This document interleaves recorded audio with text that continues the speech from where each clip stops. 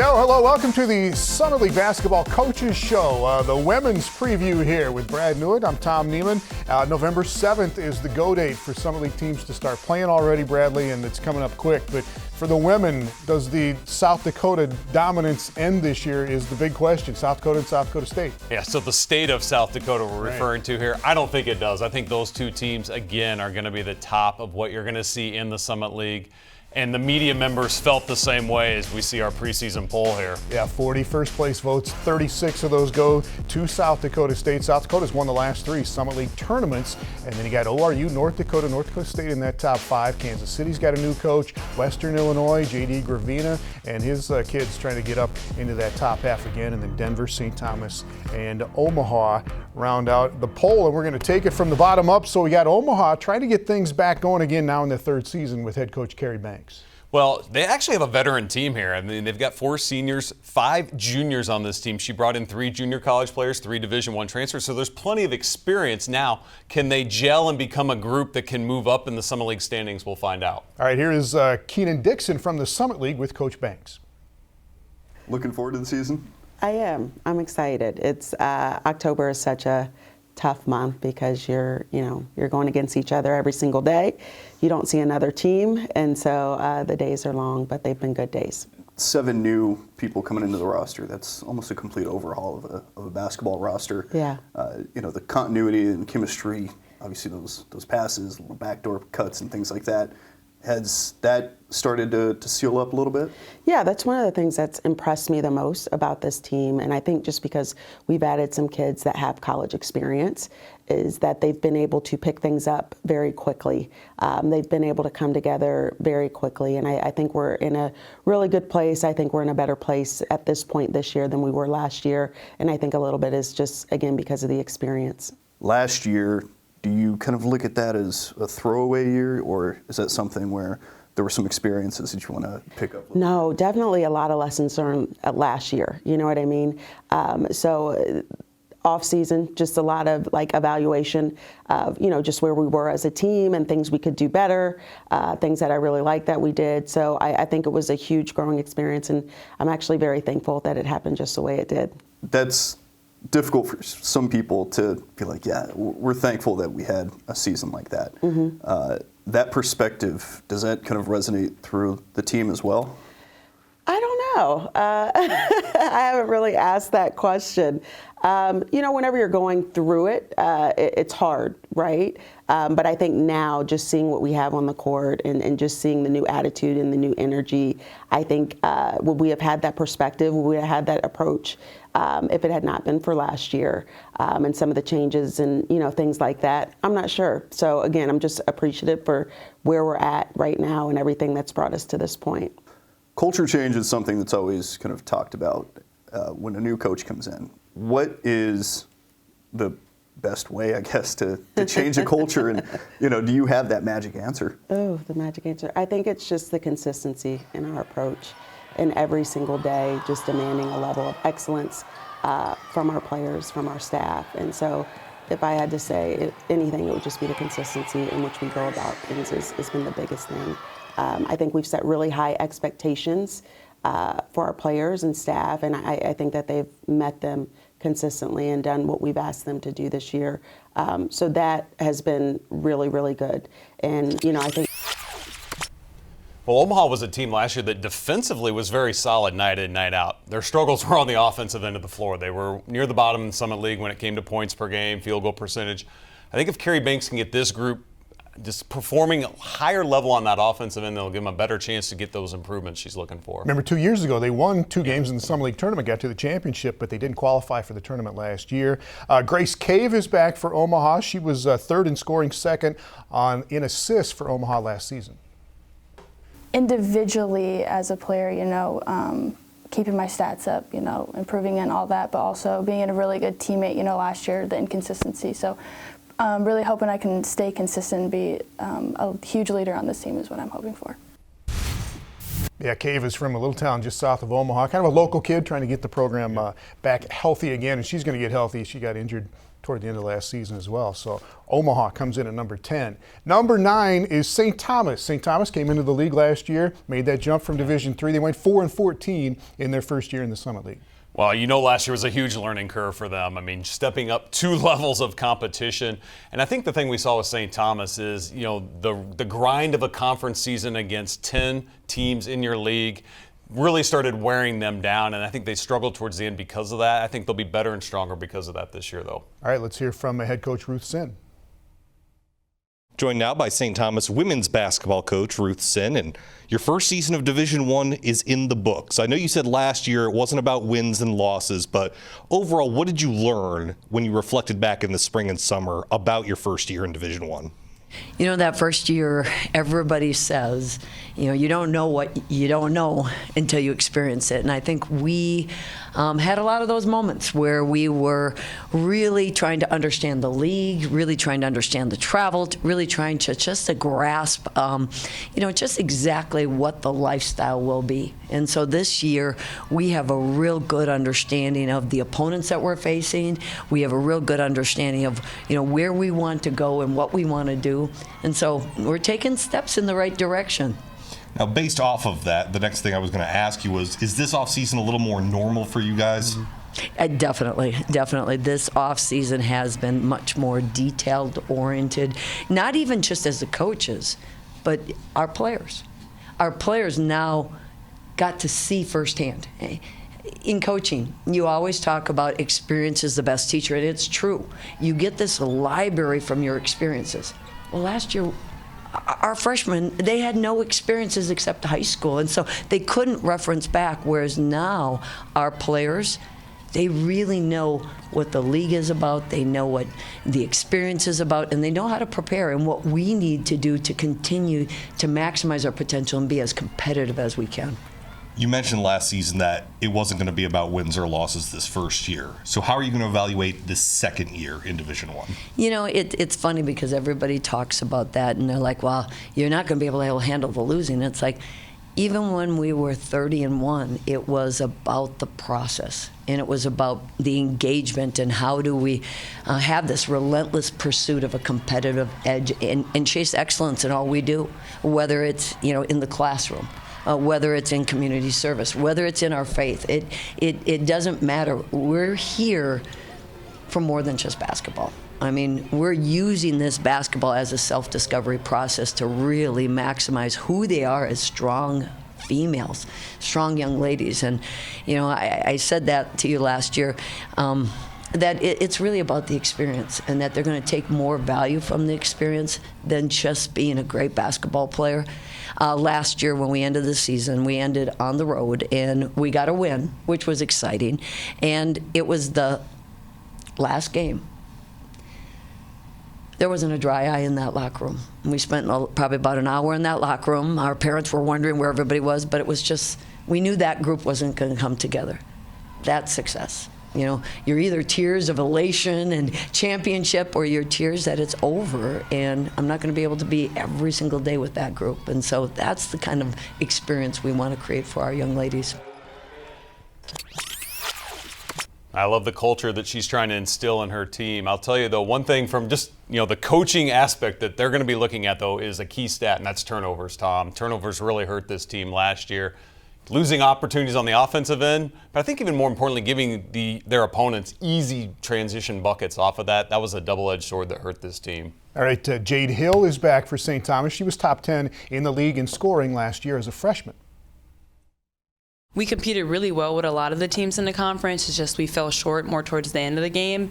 But I think, like, knowing that we are there and can compete, and we do have the ability to win, and we have the talent to win, then I think that boosted our confidence a lot and really gave us what we needed to keep competing more towards the end of the season. I'm just excited to see how much our team has actually grown, and for everybody else to see how amazing we are. I think we've been working really hard, and we're really, I think our team is very undervalued, and I think, we have so much more talent than people actually realize. So I'm excited to broadcast that. Yeah, like her as a player, but ninth last year in the league. Can they climb the ladder a little bit this year? I think a lot of it depends on Jade Hill. I mean, she is their go-to player. She played 36 minutes a game last year, so there's a lot on her shoulders. If she can take another step, I like their chances to move up. All right, coming up, rolling on with a look at Denver and at Western Illinois when we come back on the Summit League Women's Basketball Coaches Show. The Summit League Coaches Show on Midcoast Sports is presented by Vance Thompson Vision, Grand Falls Casino and Golf Resort, and Billion Automotive.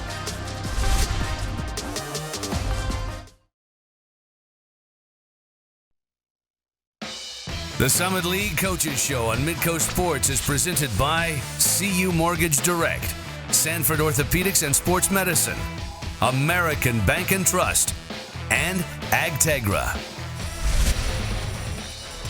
Can't wait for the Summit League tournament. Welcome back to the Summit League Women's Basketball Coaches Show, our preview of the upcoming season, counting the teams down here in order of the preseason poll. It is voted on by the head coaches and the sports information people and guys like us in the media. So that gets us to number 8 in the women's poll. That is Denver. Bradley, what do you think? Well, Denver's really hitting the reset button. Their top 5 scorers are not back for this season. And this is a team last year that shot a lot of threes, really tried to play up tempo. I'll be interested to see, did they try to have that same philosophy offensively with a lot of new faces. All right, here is Alex Heinert with Denver head coach Dosha Woods.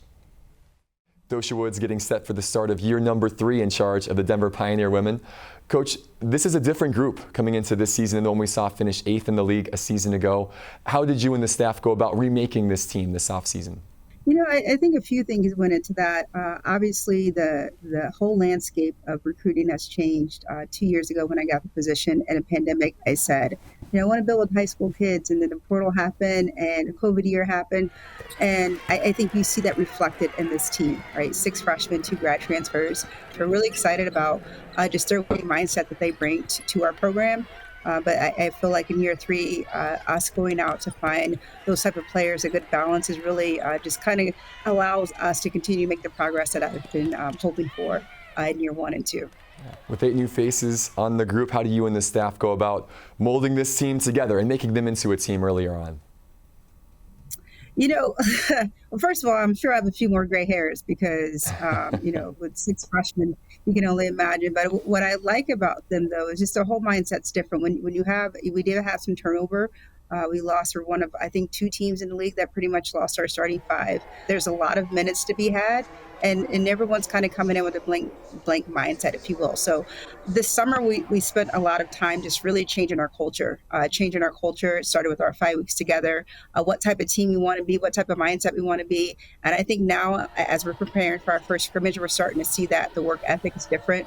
Practices have been higher than a lot of games that we played last year. So it just tells you, I said that we want to play an up-tempo game, and I really believe that we have a group that can do that this year. From an X's and O's standpoint, Dosha, what do you want to see from your group on the court this year? Well, I'm consistent. You know us, we're going to shoot a lot of threes. We're going to shoot a lot of threes and a lot of layups. That's really our goal. I like a 5-out motion. We're not the team that likes to run a ton of set plays. I feel like that's easily scoutable. So to have 5 people on the floor that can literally score the ball. It's my goal for us not to be a one-person show. You have to guard everybody. Taking a page out of Aaron's book at South Dakota State, that's one way he's had a lot of success. You can shut one down and then someone else is there. But to be honest with you, we spent a lot of time just defensively picking up the pressure, been able to do a lot of different things that side of the ball. That's one area I felt, if you looked at how we ended the season last year, 9 healthy bodies, so we were limited in what we could do defensively. And this year is completely different. The flexibility that we have, not just with the bodies, but just with the IQ of our players too. So defensively is what I'm hoping everybody sees a big shift. I think offensively, we're still a 5-out motion team. We want to score easy buckets in transition. And a lot of misdirection. That part's not going to change. But defensively is where I hope to see the most change in the team this year. Couple of new players, I think, to keep an eye on for Denver. Allie Haar, transfer from Niagara, averaged double figures there, and Michaela Brandon from Northern Illinois, another player that I think could provide some immediate impact because they've got a lot of experience at the D1 level. All right, Michaela Manette is another player that is still there, started 18 games last season, and she's going to be kind of one of the Denver leaders this year. Here's Manette. It's a lot different energy. Like, I feel like everybody's on the same page. a winning mentality. We learned a lot last year that offense can only do so much. So we have been working a lot more on just applying pressure and just having that championship mindset on the other side of the ball. And we have made a lot of strides with that. So I think that'll definitely bring us some more consistency. We've set a pretty high standard for us so far. So just staying at that level for the rest of the season, I think we'll definitely see some results. All right, Denver made it all the way to the Summer League Tournament Championship. That was back in 2014, though. They've been bounced out in the first round of the tournament since then, and we will see what the Pioneers can do this year. They come in at number 8 in the preseason poll, and that gets us to number 7, another team that is similar to Denver in Western Illinois. Well, Western Illinois plays a specific style, and J.D. Gravina sticks to it. And, year after year, they love to play up tempo, love to be very offensive-minded from the three-point line. And, I thought last year just didn't maybe quite have the offensive talent that he normally has had to play that way, and they struggled as a result. It sounds like they're going to play even faster if they can this year. Here's head coach J.D. Gravina with Alex Heinert. J.D. Gravina getting set to start year number 12 at the helm at Western Illinois. Coach, I got to ask, does that feel like a lifetime ago when you started for year 1, or does that feel like yesterday? It kind of feels like yesterday, to be honest. Even to hear you say year number 12, it doesn't seem like I've been here that long. I look around at the other programs and coaches in the league and start realizing I'm the old face in the Summit League. So it's a little humbling, but it feels good to that I've been able to make a commitment to the program and to be here. And of course, I love Western Illinois and bleed purple. So it's also nice to know that I'm starting to get up there. Yeah, well, you built an outstanding program over that decade plus in charge. Last year, of course, a lot of adversity, especially during the conference season, saw you finish a little lower than we're used to seeing the Leathernecks. How do you take maybe some of the adversity and disappointment that you faced last season and turned it into positives now for this year?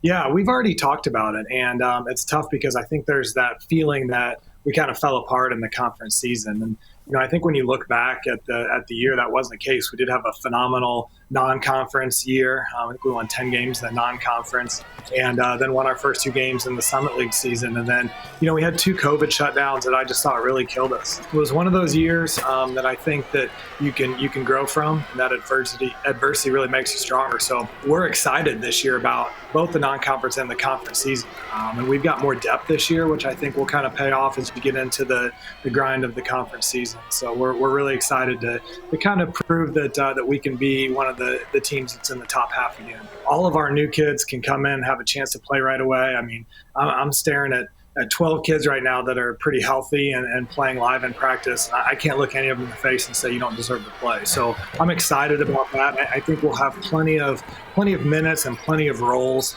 that we can fill in. And so that makes me excited for this team. Playing time, now that's going to be a tougher part of it. Yeah, good problems to have, though, going into a season like this. When you look at your group that you've got, Coach, we know what Western style has been traditionally. Should we expect more of the same from this group moving forward?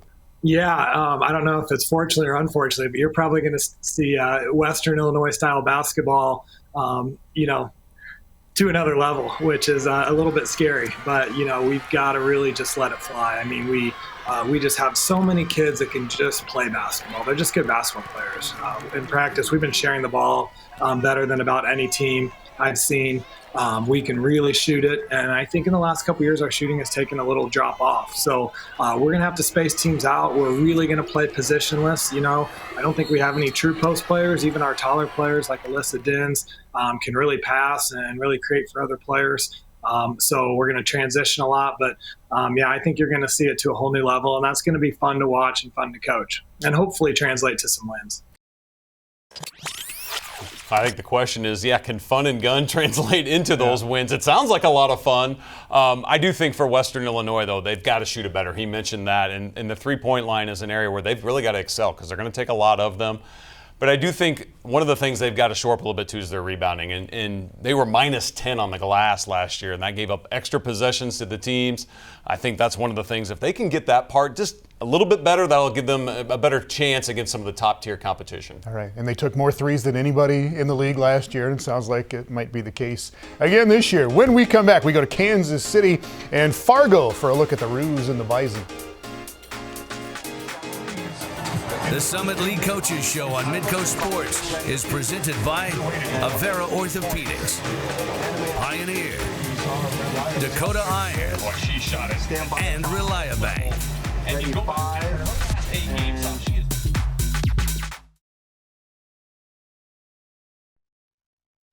The Summit League Coaches Show on Midcoast Sports is presented by Vance Thompson Vision, Grand Falls Casino and Golf Resort, and Billion Automotive. All right, welcome back to the Summit League Women's Basketball Preview Show. Let's get to the number 6 team in the preseason poll, Bradley, Kansas City. Third year back in the Summit League now, and they were having some success in those first 2 years, but J.C. Hoyt moves on. They got a new coach this year. And so it's really hard to kind of pick where I think Kansas City's going to fall in the pecking order here because they have a brand new roster. I mean, literally every player new coach. So a lot of question marks for the Kangaroos. All right, the new head coach is Deanna Jackson-Durrett. She was an assistant at Texas before going to Kansas City, and she is going to take a lot from what Vic Schaefer, the head coach, did at the University of Texas. Welcome to the Summit League. What have you been able to garner and gather so far about the Summit League since you've been here?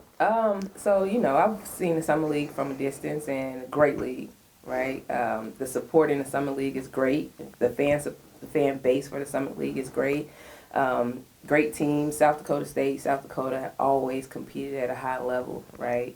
The eliteness of both of those programs. So, the Summit League has its footprint around. Yeah. And, I'm happy to be in this league. Kansas City has been in the middle. They've been toward the top in recent years, but that's the goal, obviously, to get to those top two or three spots in the top spot. How do you do it? I think you have to challenge yourself and hang your hat on something else maybe that the Summit League is not known for, right? And we are going to try to do that with defense. Had a lot of success with the guy I was with before. Vic Schaefer in defense. It's hard to go up against. I went up against it in college, right? He was at A&M, I was at Oklahoma, and I hated it. I hated it. And I've seen our players have such great success playing this defense. So that's the element that we want to bring to the Summit League and, try to keep climbing the ranks and win some championships. And so that's the idea when you go out recruiting is who's working hard on both ends of the floor, and can I adjust that to defense and make it ours. First time as a head coach, and that means what? That's all kinds of extra responsibilities, though, isn't it? Yes. Is it? Like everything? Like you don't know until you know. Yeah. Right? Like you don't know until you are sitting in that seat, and you have to make like these decisions that you never even. I never even knew. All the head coaches I worked for, I never even knew like this was a decision that they had to think about. As an assistant, you think, okay, I'm going to do what's best for the program.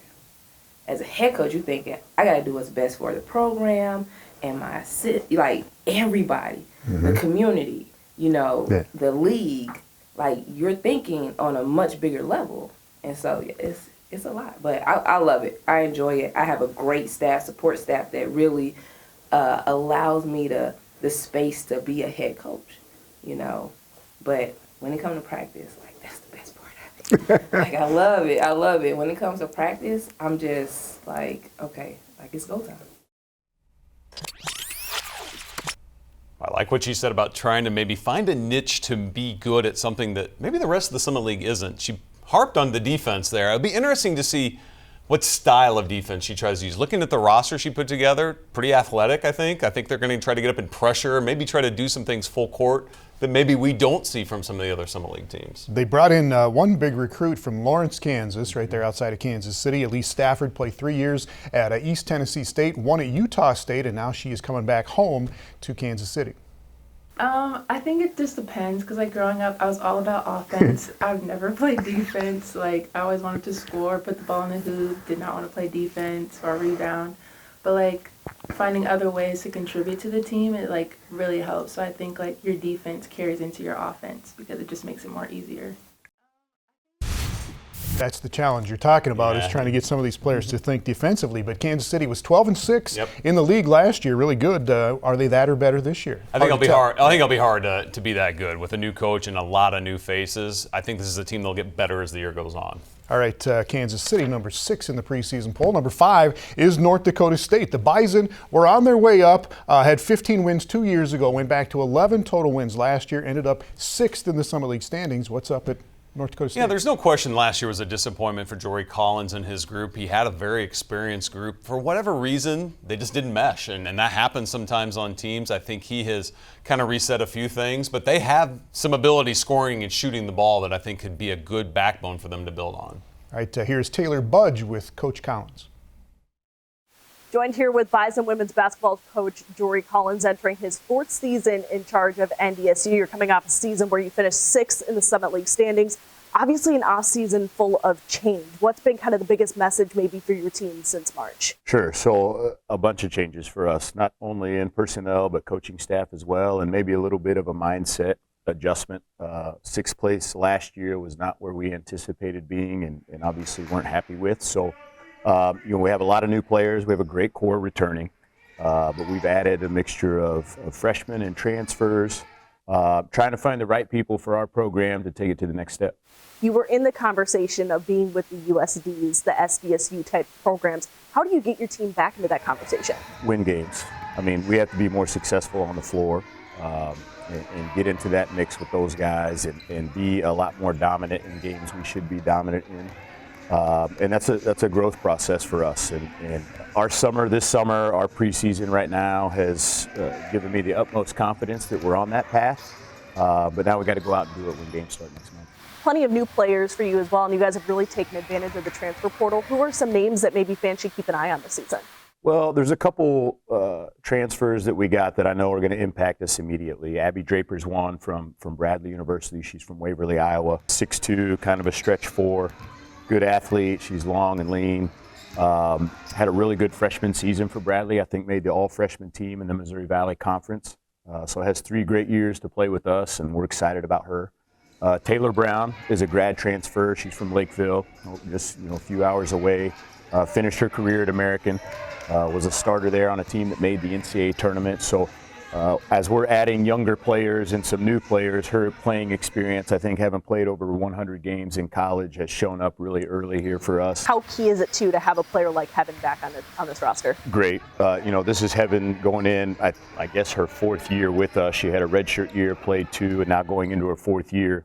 It's hard for me to remember she was actually somewhere else as a freshman. I feel like I've had her for a long time. So she knows what's expected every day now. She's able to articulate that to our team and be a leader, and not only on the court, but in the locker room as well. Crazy to think probably for you that you're heading into your 4th season here, but what have you maybe learned the most over the past 3 years about yourself and your team? It's just been a few years of change in college athletics in general. I think the thing that I've learned the most here is really finding out what kind of players are going to be successful here and for us. And now that we have that kind of pegged, it's easier for us to go out and recruit and be much more specific on the kind of people and players that we want to bring in. Wish you the best of luck this season. Jory, thanks so much for joining us. Thank you. Appreciate it. I think some of those same questions then are still there about how well can Jory Collins mesh the group he has to become a cohesive unit. I think the good news is there's plenty of space to grow there in the bottom part of that Summit League. USD, SDSU, like I have mentioned, have clearly separated themselves. They're the ones everyone's trying to catch. But spots 3 through 10 are wide open, and NDSU can certainly move up from where they were last year. I heard Coach talk about Heaven Hamling, and she says that the Bison are going to turn it around this season. Well, we always have to play with a chip on our shoulder, and I think after last year, we really have something to prove. We know we were better than what we were last year, and just coming in, giving it everything we got. We're young, we're new, and I think a lot of people are going to be surprised at what we can do this year. But we want to be better than them, and that's our goal. So every day we come into practice with a competitive mindset, and it's really helped us these past couple months just with the competitiveness. We're always after each other every day, and we all kind of speak out that goal each day at practice. So just shooting for that at the end of the season, I think we'll be set.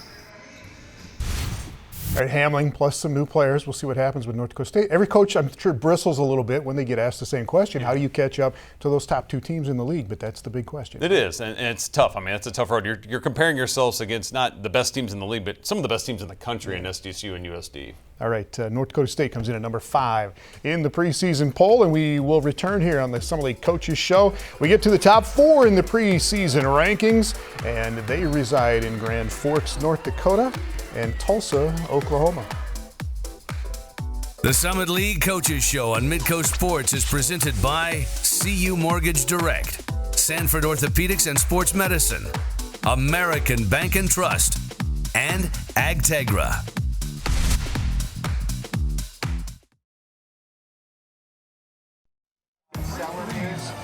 The Summit League Coaches Show on Midcoast Sports is presented by Avera Orthopedics, Pioneer, Dakota Iron, and Reliabank. Back to the Summer League Women's Basketball Preview Show. Let's get to the number 4 team in the preseason poll. That is North Dakota. UND makes a big jump in expectations this year, Bradley. Well, they should, because they had a terrific season last year. This was a team that was picked near the bottom of the Summer League and flipped all that on its head, went 9-9 in the Summer League. And they did it because this team really started to click offensively. They found some go-to players that could score inside and out with that dual threat, and as a result, they had some really nice success. All right, here is Brian Shawn with UND head coach Mallory Bernhard. Here with North Dakota coach Mallory Bernhard and the Fighting Hawks. Solid season. In your first full season as the head coach, I'm sure you felt more comfortable, the team felt more comfortable, and I think that showed on the court last year. Yeah, well, we made a huge jump, that's for sure. And at the end of the day, that was the goal. You have to progress, and I don't think we thought we would go from 2 wins to 22 wins, but we went in the right direction, and I think that's just something we're trying to build off. With some of the personnel changes you've had with players coming in out of the program, you are going to look a little different. You're going to look a little smaller, but also maybe a little quicker and a little faster and also a little deeper. Can you describe that a little bit? Yeah, we definitely look a lot smaller. We don't have any experience inside right now. You know, we do have some size, but with 0 college minutes.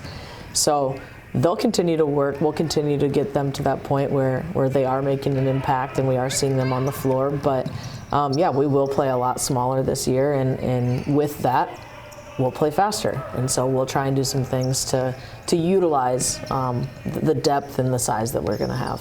Well, we saw what Casey Barovich could do to also bring back Jolie Daninger and Maggie Manson, kids that are used to handling the ball, some newcomers. From that standpoint, you have a lot of ball handlers, a lot of ball handlers on the floor, and that should be a strength for your clubs, taking care of it and maybe using the dribble drive a little bit. For sure, and honestly, add DJ Davis in there, I think she made a really big jump over the off season. So she's someone that's really stood out to us, I think, and brings exactly that, can push the tempo. And we love to have the ball in Casey's hands, don't get me wrong, and I think she likes to as well, but if we can get her out ahead a little bit, that's always a nice threat as well. So no, we definitely are looking to push tempo a little bit more than maybe this team has in the past. Where did you spend most of your time in the summer with this group? And what did you want to improve on most from where you were last year? I think just our offensive continuity, knowing that we were going to be a smaller lineup and knowing we needed to find a way to offensively mesh maybe without that, those traditional posts inside like we've had. I think we spent a lot more time in that area. What are goals? How do you handle that as a coach now that you're kind of ingrained in what you want to impress upon your team? Oh, well, we absolutely set goals, and the team sets them. You know, I certainly have my own ideas, but I think it's, you know, them that need to be driving that conversation. And so, yeah, we have some team goals for this year, but I think at the end of the day as a coach, we walk into every single practice, every single day saying, did we improve on something? We gotta have that list of, is this an area we got better at today, and is it an area that we need to continue to improve on moving forward? So I think as a coach, we look more from the improvement day to day. As a team, we're looking for the season. Well, we'll see how it all shakes out. Thanks for the time and good luck this season. Thank you, Brian. So the style of change of play on the offensive end, I think, is the question for UND going in. Again, they're not going to have the inside presence that they had last year. They got post touches with great regularity, scoring near the basket. That opened up the three-point line for them quite nicely as well. So how do they manufacture good looks for these guards? Will it be in transition? Sounds like it might be. And Coach Bernhardt has done a fantastic job. Yes. Has she not? Absolutely. All right, here is Casey Borovich, who was mentioned there, who led the Summit League in scoring last year. I think we have a lot of veteran players, a couple of fifth years, a sixth year, so I think we have a lot of experience and kind of bringing those new freshmen transfers along with us. And I think last year definitely took us in the right direction. We didn't finish the year how we wanted to, but we put in a lot of work in this off season. The height piece will be at a disadvantage, but our speed, our ability to run the ball, I think we're going to be just fine. All right, UND, Bradley, was 500 overall last year. They were 500 in the Summit League. Do they improve on that this year? I think they have a great chance to. I mean, when you've got Casey Borovich, who was top 30 in the nation scoring, led the Summit League in scoring last year, terrific three-point shooter and a terrific free throw shooter. So with the ball in her hands, great things can happen. That's someone that they can really rely on. All right, North Dakota picked number 4 in the preseason poll, and it gets us to number 3, and that's Oral Roberts. And ORU was great there for many years. Last regular season championship, though, in the Summer League was 2011.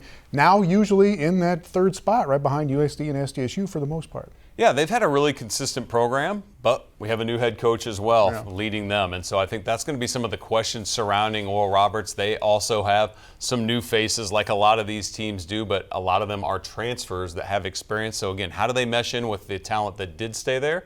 Oral Roberts obviously garnered a lot of attention from some of the media here, putting him up at the third spot. As you said, 3 new women's coaches in the league this year. Here's David Brown with Kelsey Music, the new head coach at ORU. Joined by the new head coach of Oral Roberts women's basketball, Kelsey Music. And Kelsey, first of all, welcome to the Summit League. I know you obviously went through an interview process, but describe what it was like getting the call to let you know that you would be the next leader of Golden Eagles basketball. I was ecstatic. It was a huge blessing, and I was extremely excited for the opportunity. And, you know, there was a lot of things we had to do really quick. So I think just a blessing and just a huge opportunity. You come from a very successful Division II program in southwestern Oklahoma State. It's just a couple hours west of Tulsa. How much has your head coaching experience helped you and led you to this Division I opportunity? It's definitely paved the way. You know, I started at the Division I level as a D-Ops, and I think that really did create a lot of background knowledge for me. But being able to be a head coach for so long and build a program, establish a dynamic program that was able to withstand the test of time and be extremely consistent has definitely helped prepare me for this opportunity. When you first got to campus, obviously you met with the players on the roster. When you first assessed the players that were there, what did you think of the makeup of what you were inheriting? You know, we have 6 returners, and I think that their quality and the players that we have that chose to stay and be a part of this program in this season are going to be a huge part of our potential success. And they're the foundation. They kind of knew the ins and outs of the way things were done here at Oral Roberts, but at the same time, they've really embraced our newcomers. We have so many new players, and at the end of the day, everybody's new since we're a new staff as well. I know it's a question that every new coach receives, but it's still worth asking. What is your style or philosophy? How will this year's Oral Roberts team play? You know, the first thing is, you know, we're going to have a lot more energy and we're going to have a lot more effort. But the biggest thing is our offense. That's the one thing that we're going to really key in on. We've spent a lot of time trying for them to understand the dribble drive, and we're going to really focus on that. And day in and day out, we've just got to continue to get better at that. But we want to make sure we're playing at a high speed. That high octane offense is going to be definitely something that is going to be known for Oral Roberts basketball. Obviously, when you were interviewing, you kind of look up the history of Oral Roberts and the makeup of Oral Roberts. This team's been close in recent years, but always seems to run into the South Dakota teams when it comes to the conference tournament. What's it going to take for you, not necessarily maybe with this year's team, but in general, to get Oral Roberts back into that upper echelon, to be competing once again for conference tournament titles and getting to the big dance? I think the biggest thing is our offense is going to be key. Once we get that rolling and we are scoring at a high pace and we're able to get stops, I think our offense is extremely hard to guard. And that's something that once we have established the discipline with it and the efficiency and the consistency of the offense, then I think that will definitely be a key. And then just being able to mix things up on the defensive end will hopefully cause some confusion. But I think the biggest thing is some energy and consistency and confidence. We've got to get over that hump of knowing that we have to step on the floor and expect to win, and have higher expectations is definitely going to be key. They have 5 Power 5 games in their non-con, and then they're at SDSU, at USD, all before Christmas. Let's see how this team does heading into that. All right, here is Tirza Moore, the freshman of the year last year in the Summit League, talking about the new head coach and the new season. She's brought a lot of energy. She's brought a lot of making sure everybody's on top of what they're supposed to be doing. But I think most importantly, she's brought like this happy, like really connected team dynamic. So we're excited to see where that goes. We've done a lot of focusing on just really getting in shape, and we're working with our new team. So we're all getting to know each other, how each other play, playing style, stuff like that. So I really think that this new team has stepped up and they've been willing to embrace the roles that they're in. So we're looking forward to a good season. All right, coming up next, the top 2 in the preseason poll. That is the Jackrabbits and the Coyotes.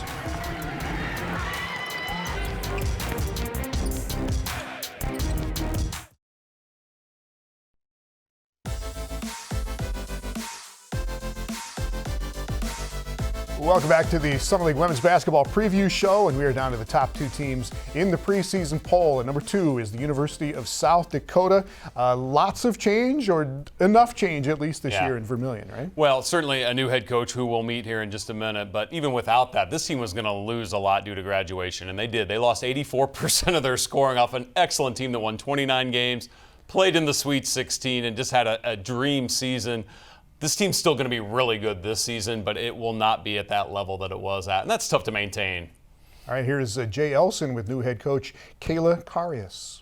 Joined now by University of South Dakota women's coach Kayla Karius, who's in her first year on the bench here with the Coyotes. And Kayla, certainly you and I have had a chance to catch up a couple of times over the last few months, but hey, season's finally here. How are you feeling about it now, realizing that it's almost game time? Well, we're in October. Yeah. I mean, holy cow, when did that happen? So we've had such an awesome summer.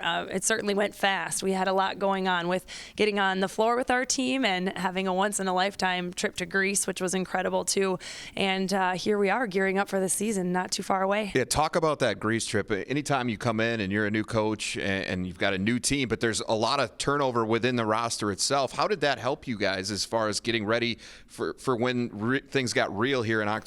Right. Well, it was an incredible advantage, really, for us. So, of course, a whole new coaching staff and really a lot of fresh new faces on this team. So, a lot of players that just really haven't had their chance to play a whole lot before. And also, we've added a few new pieces. So, for our girls, speak on them first, to really have the chance to get on the floor together and develop some of that chemistry, as well as work with our coaching staff and figure out, working to our strengths and putting, the right people coaching certain different areas in the game, as well as just your game type situations. Like, we really were thrown into it really early. We had a lot of good conversations a lot sooner in the year than we would have had otherwise. And certainly chemistry off the court. I mean, when you travel together and you're sitting on a plane or sitting on a boat or whatever you're doing, experiencing things for the first time, you really grow together and learn a lot about each other. Well, not all of your players are brand new to this program, certainly, but what is new is the roles for those that are coming back. Certainly, a lot of them are going to see a significantly different job within this team. You lose 82% of your scoring, 77% of your minutes, 62% of your rebounding. Somebody's got to do it, right? And so talk about that a little bit and how that starts, where that starts, and just in terms of that part of the transition itself. Well, I think there's excitement that comes along with it. I mean, certainly you look at those numbers and it can seem daunting, but I think for our players, they really see opportunity, and we've talked a lot about that. There's really gaps now for people to step up and had conversations one-on-one with players this summer to tell them to shoot the ball. It's okay to shoot the ball. There's nobody to defer to. You really have to be the one to do it. And so building confidence was a huge thing we worked on this summer. And so, like I said, I think it's a lot of great opportunities in front of some of these players, and we'll be figuring it out as we go. Yeah, we're running out of time, but real quick. How do you feel as of today? Are you ready to roll? Oh, we're so ready. Yes, absolutely. I think when we had those games in Greece, we got those 3 exhibition type games over there, getting on the floor and having that excitement. And there were some fans that traveled with us and some parents got to see sort of a preview of what the season would look like. And I just got more and more excited. I know they did too, to bring that show back home and to get on our home floor and be in front of our fans again after the way we ended last season. I know there's a lot of momentum and a lot of excitement around here. And even though there's a lot of new faces, I want to carry that tradition forward. I think that is the big question that she brought up there. Can the players that were role players last year in this team now step up and be the go-to players? We'll soon see. Grace Larkins is one of those players that is back. Let's hear from her. Last year was truly amazing, getting to learn from everybody on the team, like all of the seniors last year. Like every day, just getting to learn from them and taking everything I learned from practice every day and just bringing it to practice this year every day. I think I definitely built up a lot more of a leadership role this year, but at the same time we all are kind of changing roles a little bit, but like everyone has a big role this year. Like it's not just one person, it's like the whole team like coming together and like building up like each other every single day. All right, the Coyotes number 2 in the preseason poll, and that gets us to the top spot, and that is South Dakota State University. The Jacks, 90% of the votes for first place in the poll. And rightfully so. I don't know if there's been a Summit League team coming in, at least on paper, into the preseason that looks like they could be as good as this SDSU team is. I mean, everybody back, terrific balance scoring inside and out. And then you put on top of that how they finished the year last year, winning the WNIT. Yeah, that still lingers as the Jacks get back to work this year. Here is head coach Aaron Johnston. All right, AJ, let's take a look back quick. 6 months or so removed from the WNIT championship. Is that a distant memory? Do you guys still bring that up? Where does that kind of sit? Well, I wouldn't say a distant memory. We don't bring it up a lot as a team, just because you are focused on today and what goes forward. But I think the real value is that celebration still happens within our community. We can present it as we go out in the recruiting trail. There are a lot of people that are still talking about it. So it's a good thing. It's certainly not a distraction or something we really dwell in as a team, like I said. But outside of that, just for our program's sake, as another milestone or achievement, I hope it's one that isn't forgotten, because it was a pretty special, few weeks there last spring to really culminate what was a fantastic year going from beginning to end. So, yeah, I think it's something we hope to continue to celebrate. Yeah, I mean, that core with the coming back, I don't know if you've had that much experience. And what value can you put on experience? Just because you've been there and done that, does it mean that you can carry that on and do it again the next year? I think experience absolutely helps. It doesn't mean you can do it. Like we have talked this year a little bit. Anytime we've had one of those really kind of breakthrough years, the year after is always harder. You can go back to our Division II national championship. The next year was a little bit harder. You can go back to our first run in the NCAA tournament and when we went to the Sweet 16. Or the second round, I should say. The next year was tougher. Then the year after the Sweet 16, next year is tougher. Just because there is a little bit of that contentment and complacency and expectation that goes into success. So we have to make sure we manage that. And that's where I feel like our new players will make things very competitive. Nobody's just come in with the idea that I'm going to play my exact same spot over again. And the schedule this year is another gauntlet for us, so we're really going to be tested that way too. But just given the players you have with Maya and with Haley Timmer and players like that, you don't think that would creep in to this roster, would you, that complacency? You hope not, but human nature is to be content. Yeah. That's how all of us are. When things are going well, we usually take a deep breath and relax a little. But there's plenty of talent to build on last year. And that's what we really want to try and do. It was a fantastic finish, but there are plenty of things that we could be better at throughout last year. There were times we didn't play really good basketball, quite honestly, and there's things we can improve on. So the talent is there to really take last year and springboard into something maybe even better this year. And I'm excited to work with this team. They've been great so far in the fall. They have a really good perspective on things, very businesslike, and I really think we can have a good year. This team was number 2 in the country in field goal percentage last year and led the country in three-point percentage. And they've got everybody back to do that again. And if they do, they'll be a very difficult team to beat in the Summit League. Top 25 in the nation right now in the national preseason poll. And Maya Selland is back. The Player of the Year is back for her last time around. the group you have coming back with you and Peyton and Haley and Tori, all these players you guys have been together a long time. Does that make a difference? Yeah, I think so. I think there's a lot of experience. Even Drew being a transfer, it's her first year here, but she's had 5 years of college basketball under her belt too. And so I think that experience is definitely going to be beneficial for us. And then, like I said, we have a new group of freshmen who just have a lot of energy and excitement about them that is important too, I think. Giving her grief about being the old lady there, but she's going to be healthy going into this season, which she hasn't had the luxury of the last few years. Exactly, and we've seen when she is healthy the elite player that she can be, and so that's good news for SDSU. All right, we will have lots of Summit League women's and men's basketball here on Midco Sports. We'll have the Summit League tournament on Midco once we get to March, but big thanks to all the sports information people for helping us get all these interviews and everything lined up. Thanks to Ryan Powell and all his people at the Summit League. The season starts November 7th. Yeah, I can't wait for it to get here. All right, we will see you there. Thanks for watching on Midco Sports.